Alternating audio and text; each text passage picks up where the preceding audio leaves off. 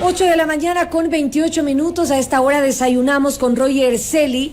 Él es coordinador del Observatorio Legislativo y hablaremos precisamente sobre la nueva composición de esta asamblea que está por posesionarse ya en los próximos días. ¿Qué tal, Roger? Bienvenido. Buen día. Muy buenos días y un saludo cordial a la distinguida audiencia de Sonorama. Gracias, Javier y Dayana, por la invitación. Un placer estar aquí. Roger, uno de los principales desafíos de Daniel Noboa será precisamente tener o mantener una relación equilibrada con la Asamblea Nacional, pues hay que tener en cuenta que todas sus propuestas tendrán que pasar por el Legislativo.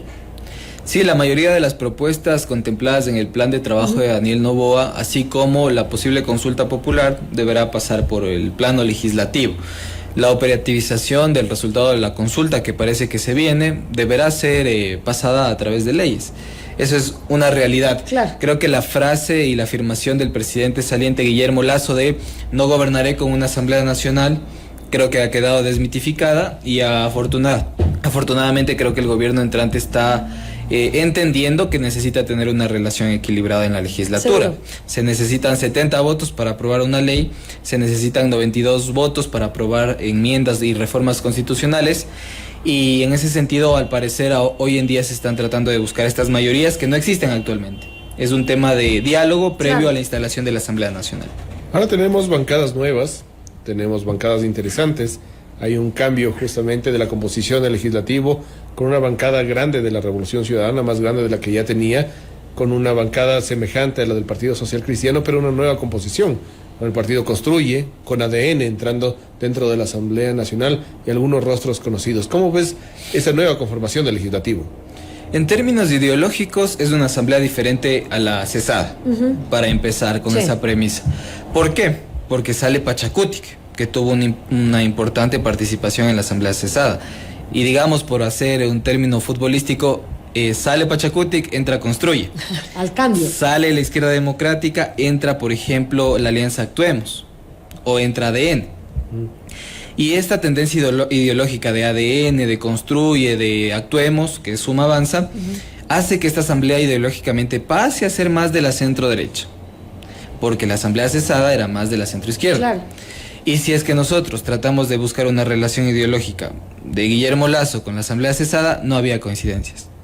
En cambio, ideológicamente hablando, Daniel Noboa tendría muchas más coincidencias ideológicas y programáticas con esta tendencia de centro-derecha de la Asamblea Nacional. Entonces les decía antes de empezar la entrevista, hay una asamblea que podría ser más favorable a Daniel Noboa. Y con esto concluyo. La Revolución Ciudadana, lo propio, creo que ha cambiado su postura al respecto de cómo va a enfrentar a un gobierno que claramente es distinto a lo que ellos proponen. Y creo que hay un escenario favorable. Ahora hay que ver si es que Daniel Noboa y su gobierno y su gabinete y sus operadores políticos son capaces de cosechar ese escenario favorable.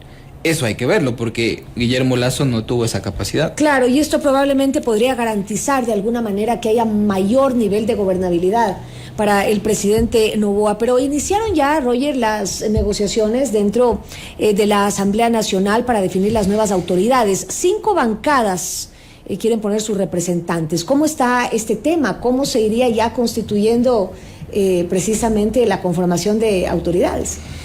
Bueno, pasamos del discurso a la realpolitik. Vamos a tener que elegir un presidente de la legislatura, nada más y nada menos, que cumple un rol importantísimo, así como los miembros del Consejo de Administración Legislativa, integrantes de las comisiones y sus autoridades. Hay 2 comisiones clave: fiscalización y control político, así como régimen económico, y el comité de ética, que también suele ser importante en asambleas que son diversas. Y en ese sentido, claro, tenemos una primera minoría, que es la Revolución Ciudadana, que aliándose, por ejemplo, con una organización política como el PSC, dado que ya hubo una alianza previa, podrían sumar los ansiados 70 votos. Pero parece que esa relación no se está dando como se esperaba, ¿no?, en un inicio. Y la relación que se está dando más bien es una alianza oficialista, una alianza de la gobernabilidad que busque darle opciones legislativas y de fiscalización al presidente Noboa. Ahí, por ejemplo, hay una afirmación por parte del Partido Social Cristiano de que van con Daniel Noboa a la presidencia de la legislatura, y en torno, como usted bien decía, Dayana, a ADN parece que se van a sumar las fuerzas. Ahí desde el punto de vista más personal de mi análisis, veo que la Revolución Ciudadana se está quedando fuera de las negociaciones en el sentido de que, por ejemplo, en el CAL sí van a tener una vocalía por ley, pero quizá no sean parte de las vicepresidencias de la Asamblea Nacional. Y estas vicepresidencias sean ocupadas por Construye, por ejemplo, por ADN o por Actuemos, o por la bancada que está conformando el asambleísta Lucio Gutiérrez. Y en ese sentido, si es que logra una mayoría el gobierno en el CAL, va a ser muy distinto a lo que ocurrió con Guillermo Lasso. Guillermo Lasso tenía un asambleísta, que era Natalia Arias, claro, y tenía ciertos apoyos de otras bancadas, pero eran muy coyunturales, digamos. Ahora, si es que hay un apoyo, digamos, más firme de otras bancadas como el PSC y demás, creo que habría un escenario favorable, insisto, para Daniel Noboa. Ahora, cómo lo cosechen será importante ver en el futuro. Seguro. Ahora se habla de una mega bancada de 137 asambleístas. Nos lo decía Lucio Gutiérrez, nos lo decía ADN, pero no lo decía Construye. Construye decía, no nos vamos a sentar con la Revolución Ciudadana. Eso no va a pasar. Se podría estar jugando a doble banda, hablando justamente de términos futbolísticos. Por ejemplo, la Revolución Ciudadana esperando y hablando con ADN, con Lucio Gutiérrez, con las otras bancadas, y a la par dejar que Construye hable con ellos para formar y tener este tema, hablando de políticos que ya son de larga data dentro de nuestro país y saben cómo jugar dentro del legislativo. Sí, Javier, coincido totalmente con tu análisis y tus premisas. La Asamblea Nacional y su conformación, yo creo que se verá en la ascensión de instalación y luego va a cambiar totalmente en la siguiente decisión. ¿Por qué? Porque, por ejemplo, se va a ver un plan nacional de desarrollo que debe ser presentado por Daniel Noboa y una proforma presupuestaria, en primer lugar. Yo creo que ahí la Revolución Ciudadana va a ver peros al respecto de cómo se plantea esta proforma presupuestaria, porque ellos trabajan mucho el tema de educación, de salud, y quizá estemos viviendo una situación económica del país que va a haber reducción de ingresos en ese sentido, por temas petroleros y demás, que no vamos a profundizar.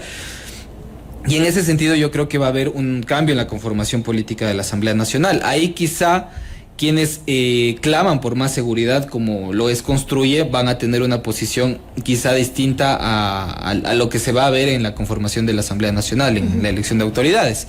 Y luego con decisiones como, por ejemplo, en materia laboral, que se va a plantear en esta legislatura, en materia de cambio del modelo económico, con las propuestas de ley urgente que ha mencionado Daniel Noboa, que van a presentar una al mes, ha dicho. Yo creo que no es posible eso, pero lo ha señalado de esta forma, y ahí creo que van a ir variando las conformaciones. Y cierro con esto. Ideológicamente, posiblemente no sea factible que se unan estas posturas ideológicas, pero de ahí pragmáticamente se van a unir. O sea, vamos a ver mezclado el agua con el aceite. Y nos demostró la Revolución Ciudadana que parecía ser una bancada orgánica en la Asamblea cesada, pero cuando tenían que tornarse hacia temas país o hacia temas que les convenían políticamente, se unían con diferentes bancadas. Y finalmente, siempre en la Asamblea Nacional hay estas bancadas que son tipo satélites, ¿no? Que se van moviendo de acuerdo a la gravedad política, como por ejemplo el BADI, el BAN, no sé si ustedes se acuerdan, y ahora creo que se va a conformar una bancada de este tipo. Yo no veo una gran bancada, una mega bancada, sino una bancada satélite que va a irse moviendo de acuerdo a los intereses políticos. Y no está mal. La Asamblea Nacional es un órgano eminentemente político y debe funcionar así, no es estático. Entonces, en ese sentido, veamos qué va pasando. Al menos en elección de autoridades yo creo que no va a haber un bochorno como hubo en el 2021, en donde un acuerdo ya previo se cayó. O sea, eso en términos democráticos y políticos es grave. Parece que hay un acuerdo más firme hoy en día, ¿no? ¿Este acuerdo qué significaría? Quizás Kronfle como presidente de la Asamblea es lo que se avisora más normal, digamos, dentro de estas negociaciones que ya se conocen. Sí, el tiempo ha sido relativamente corto para esta negociación y parece ser que Henry Kronfle sería el próximo presidente de la legislatura. Y en ese sentido lo que ha señalado, porque también hay que seguir la perspectiva de quién podría ser el próximo presidente, es trabajar en los temas puntuales de gobierno, del plan ganador, porque hay un plan que ganó y en ese sentido entiendo yo que en democracia habría que apoyar ese plan para que se haga una realidad. Al menos en teoría. En teoría. Ahora veamos qué pasa.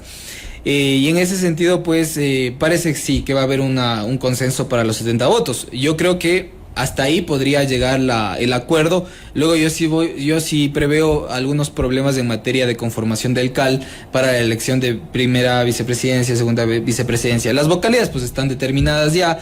Va a haber una vocalía de la Revolución Ciudadana, del PSC, de Construye y de ADN. Pero las vicepresidencias son importantes porque son curules que podrían generar una mayoría en el Consejo de Administración Legislativa. Y también hay que ver cómo se va a conformar la Comisión de Fiscalización. Recordemos que los legisladores que pertenecieron a la Comisión de Fiscalización y que han sido ratificados por la ciudadanía en sus cargos no pueden conformar de nuevo esa comisión por un mandato legal. Deberán ser nuevas caras que veremos en esa comisión. Y en régimen económico, por las propuestas en materia urgente, en temas económicos, pues veremos también cómo se conforma esta comisión, ¿no? Ahora las comisiones legislativas que ya ha topado, fiscalización es importante, pero hay otras que también son importantes: justicia, salud, educación. ¿Cómo ve, bajo este panorama de los 137 asambleístas que ya tenemos, cómo ve que se podrían ir conformando las presidencias y vicepresidencias? Yo ahí difiero un poco con la importancia de las otras comisiones y voy a decir por qué. En la legislatura, usted sabe, Javier ha seguido el tema de muy de cerca, hay más de 600 proyectos de ley que están en trámite y pululan todo el tiempo en la Asamblea Nacional. Pero si nosotros revisamos cómo ha sido el avance, vemos que hay 20 cuerpos normativos ya en segundo debate, con informe listos para una discusión y votación. Informes que se relacionan mucho a lo que está planteando Daniel Noboa. Por ejemplo, la reforma parcial de la Constitución en materia de seguridad, de apoyo de las Fuerzas Armadas a la Policía Nacional. Eso ya está en segundo debate. Va a tener que sí o sí, por términos y plazos, ser tratado en el Pleno y ser posiblemente aprobado y luego enviado a consulta popular. Entonces, ¿la comisión qué va a hacer? No tiene mucho que hacer. Yo veo más bien la importancia del trámite legislativo en el Pleno. El Código de la Salud, por ejemplo, ya puede ser enviado directamente al registro oficial porque pasó el año de veto. La reforma de la ley de la Contraloría General del Estado. Lo propio, la ley de minería en segundo debate, ley de gestión de riesgos. Es decir, yo pienso muy personalmente, y respeto el criterio de otros, que ya está todo avanzado como para que aprueben. Ahora, si es que quieren meter proyectos de ley nuevos, ahí sí va a tener un rol pues las comisiones, pero yo creo que el tiempo es muy corto. Complicado. Porque si analizamos el promedio de cuánto se demora la Asamblea en aprobar una ley, es 3 años. La ley dice 1 año, 6 meses máximo, pero se demoran 3 años. Entonces yo no veo una gran participación de las comisiones, más bien sí creo que va a haber una fiscalización de todos los lados, porque la Asamblea Nacional creo que ha cambiado mucho su perspectiva de que solo la Comisión de Fiscalización fiscaliza, la de Transparencia fiscaliza. Recomienda juicios políticos. La de biodiversidad fiscaliza y recomienda juicios políticos. Me parece que esa va a ser la tónica, pero digamos está por verse también cómo van a plantear las cosas. Ahora, Roger, hemos escuchado un discurso a nivel general de todas las bancadas en el sentido de queremos una unidad nacional, vamos hacia una alianza, es momento de dejar rencillas, odios y demás. Pero digo yo, ¿cuánto durará este romance, si se quiere, dentro del legislativo? Porque cuando entren leyes que no le parece a una u otra bancada, pues esto va a cambiar. Y en ese sentido, ¿la Revolución Ciudadana se va quedando sola? Bueno, por usar un término futbolístico también, yo creo que el romance se va a acabar cuando caiga una pelota dividida. Ok. Y ahí van a tener que ver hacia dónde van a patear la pelota, digamos. Por ejemplo, cae la proforma presupuestaria, hay que tener una posición a favor o en contra. El Código de la Salud que incorpora temas del aborto, por ejemplo. Y ahí esa es una papa caliente. Es una papa caliente, por supuesto. Y en ese sentido van a tener que, no sé si apegarse a su ideología o al pragmatismo político y ver que van a trabajar. El tema, por ejemplo, de GATS, que es un tema que también aparentemente se va a tratar, el tema de seguridad, creo que hay un consenso, pero en general creo que sí van a haber temas complicados, como por ejemplo el juicio político al presidente Guillermo Lasso, que van a tener que tomar una decisión por imperativo legal. Si bien es cierto, es un juicio que desde mi punto de vista ya no es pertinente por todo el cambio político que ha habido en la legislatura, van a tener que decidir en el Pleno si lo mandan al archivo o no. El juicio político, por ejemplo, a Carrillo. Sí creo que todos conocemos que hay un juicio político pendiente a Carrillo, y él siendo legislador. Digo, la propia entrada de Carrillo a la Asamblea Nacional en la sesión inaugural es un problema. Es una papa caliente. ¿Por qué? Porque Pierina Correa, conforme manda la Ley Orgánica de la Función Legislativa, ejerce el mando absoluto de la escolta legislativa. Y Pierina deberá decir, entra o no entra, básicamente. Es probable que no esté en la sesión entonces. Pero Depende de lo que diga Pierina Correa. Claro. Básicamente, si leemos la ley, Pierina puede decir entra o no entra. Obviamente el artículo 11 de la ley señala que debe conformarse una comisión, y perdón por meter este tema, pero me parece importante, una comisión multipartidista que verifique dos cosas: credenciales e identidad de los legisladores. 5 legisladores deben conformar esta comisión. Pero la ley no dice que debe verificar impedimentos legales, que debería ser algo importante. Entonces, Tendría que ser. ahí hay una oportunidad de reforma para los legisladores para que haya más fortalecimiento institucional del Estado de Derecho, y un asambleísta inhabilitado por un cese de funciones por parte de la legislatura no debería formar parte de la asamblea. Porque la ley lo dice, no es un tema político, la ley lo dice, es sencillamente así. Entonces hay papas calientes, hay pelotas divididas, evidentemente, que yo creo que van a romper estas mayorías y estos consensos.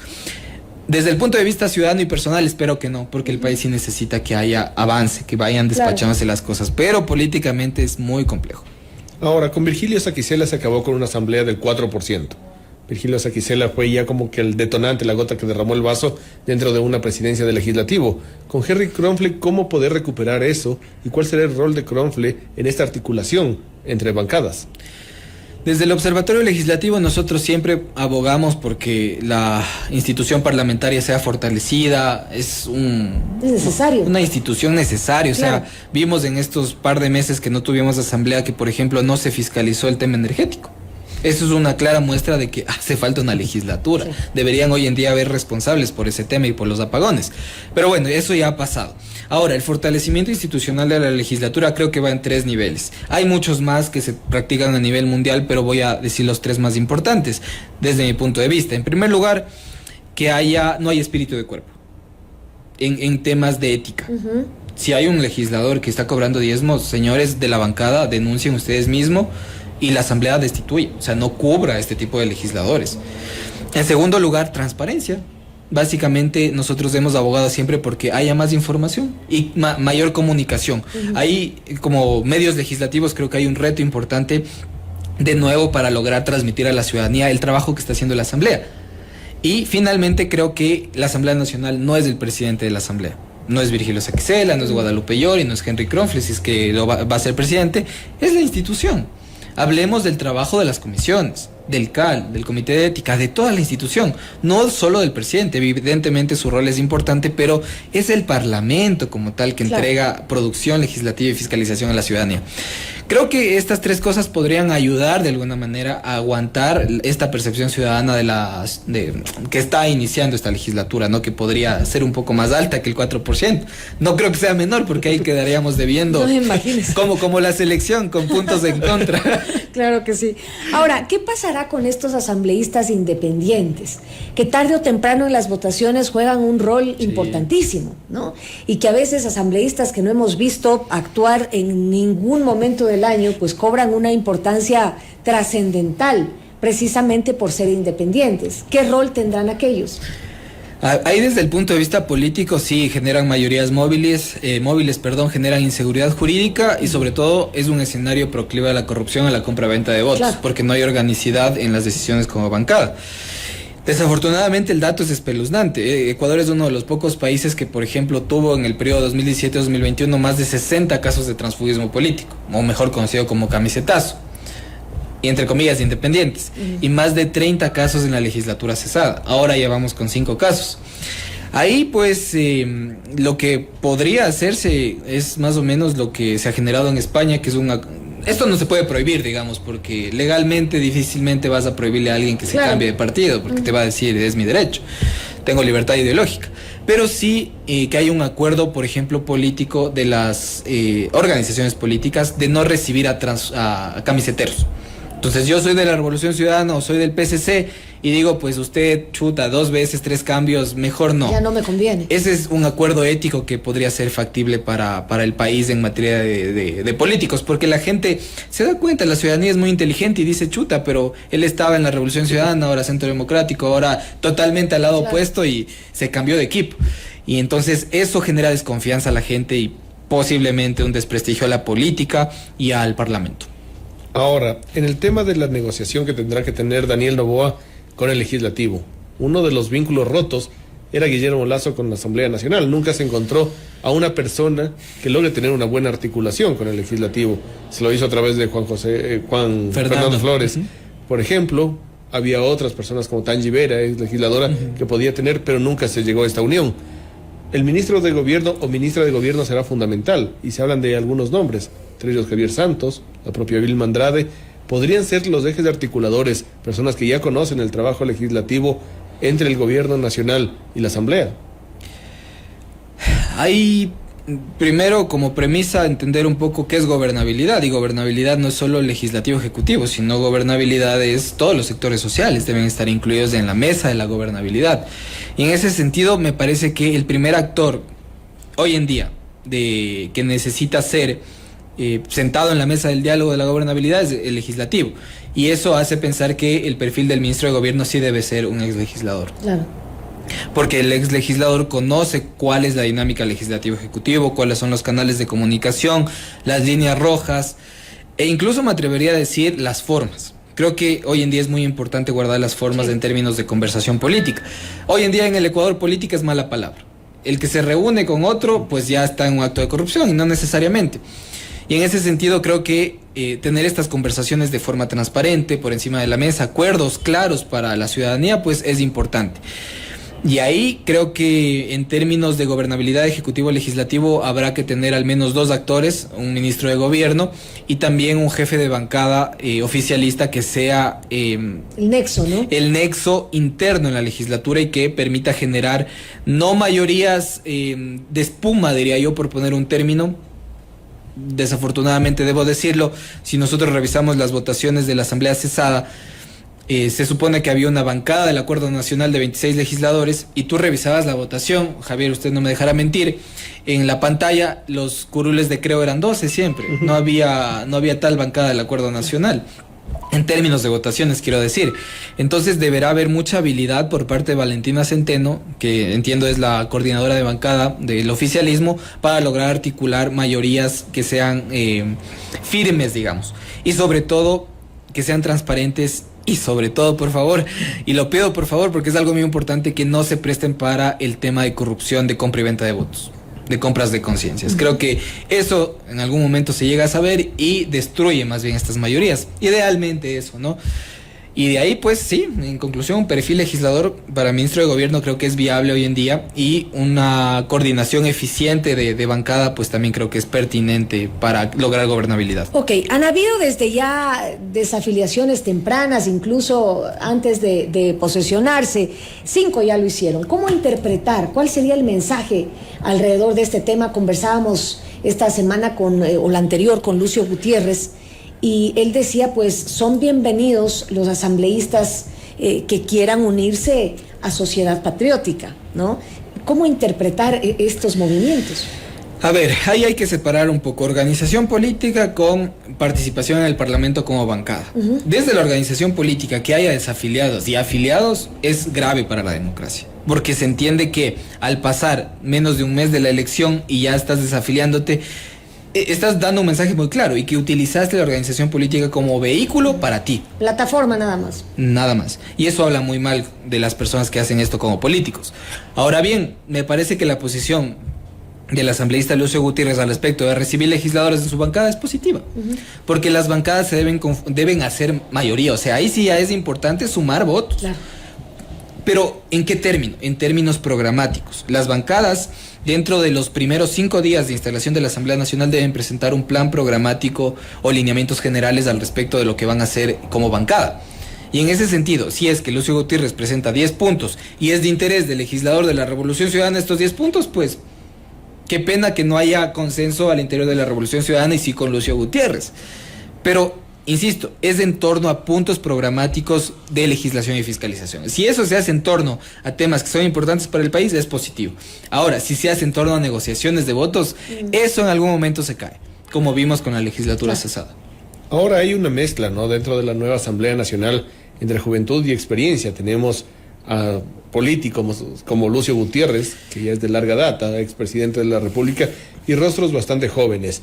¿Cómo tendrá que ser esta mezcla entre juventud y experiencia para que los de la juventud no caigan en algunos errores y los de la experiencia no quieran aprovecharse de aquello. Me parece que el equilibrio es positivo, porque creo que una asamblea nacional de solo jóvenes podría ser una asamblea novata, digamos, por poner un término, que cometa errores en términos de procedimiento parlamentario, en términos políticos, de técnica legislativa. Nosotros tratamos de promover también la carrera legislativa, es decir, que haya legisladores y sobre todo funcionarios que estén permanentemente en la legislatura porque saben del tema, saben de la materia. Obviamente que haya de alguna manera rotación, pero que haya una carrera legislativa al menos de un 60%. Ahora, el equilibrio, ¿cómo debería funcionar? Según mi perspectiva, y cómo ha funcionado mal, voy a poner el ejemplo. Llegan mujeres o más mujeres al Parlamento por términos electorales y términos de reforma normativa en materia electoral. Pero si ustedes se fijan, casi hay 1 o 2 proyectos de ley al año que versan en agenda de mujeres. En términos de juventud es igual. Los jóvenes no llegan y proponen cosas de juventudes. Se adhieren a propuestas de otros legisladores que proponen otras cosas, pero no hay una agenda.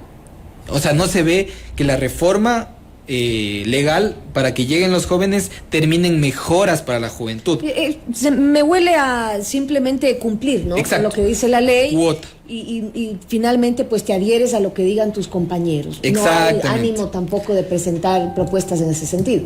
Claro, y quizá las bancadas no están interesadas mucho en eso. Y ahí viene el talento un poco del legislador joven de tratar de meter sus temas. Y yo vengo de la juventud y quiero una ley de juventudes nueva, o quiero una reforma, o quiero que no sé, que haya becas, no sé, lo que propongan los jóvenes de hoy en día. Y que eso se haga realidad. Igual las mujeres, igual las minorías que llegan a la Asamblea Nacional. Pero si ustedes revisan la agenda parlamentaria, no hay ni siquiera una diferenciación al respecto de qué están proponiendo los jóvenes. Todo es una lista de cosas planas y no hay una agenda sustantiva, digamos, en términos legislativos. Y eso es un problema.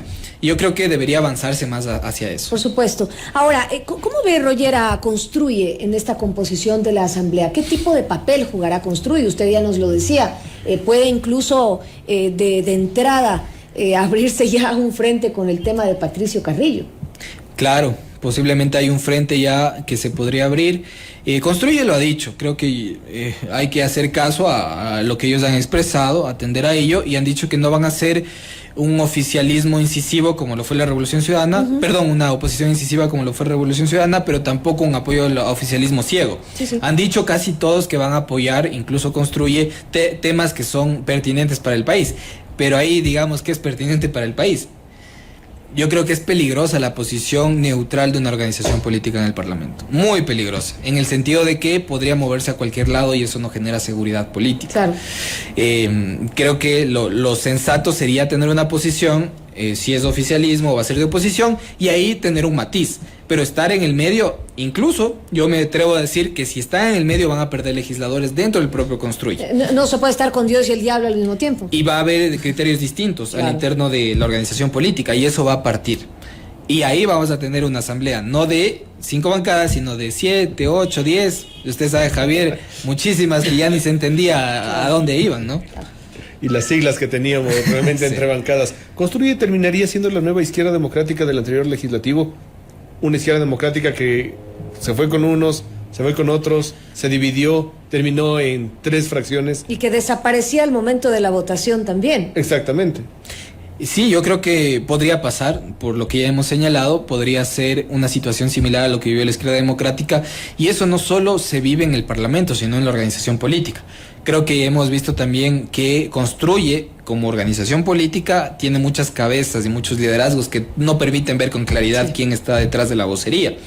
Y en ese sentido, para que sobreviva Construye a este Parlamento y a esta situación atípica del país en materia política, creo que deberían ellos mismos organizar casa adentro, luego organizar en la asamblea y organizar su